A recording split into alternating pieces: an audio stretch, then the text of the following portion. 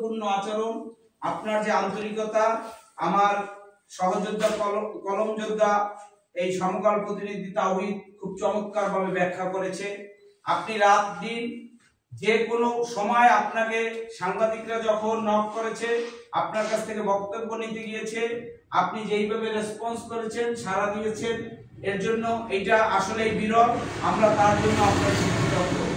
আপনি আবার হয়তো এই নাজিরপুরে, এই পিরোজপুরে এর থেকে বড় কোনো দায়িত্ব আমাদের হয় পালন করবেন, এই প্রেস ক্লাবে আপনার এর থেকে বড় কোনো দায়িত্ব নিয়ে পদালোচনা হবে এই আশাবাদ ব্যক্ত রেখে, এবং আমাদের শ্রদ্ধেয় নাজিরপুর উপজেলার ইতিমধ্যে মানবিক উপজেলা নির্বাহী কর্মকর্তা হিসেবে যিনি শিক্ষা অনুরাগী ও মানবিক উপজেলা নির্বাহী কর্মকর্তা হিসেবে যিনি ইতিমধ্যে অল্প সময়ে সুনাম অর্জন করেছেন, তিনি এই দুইটা প্রোগ্রামে সময় দিয়ে আমাদের সাংবাদিকদের ধন্য করেছেন।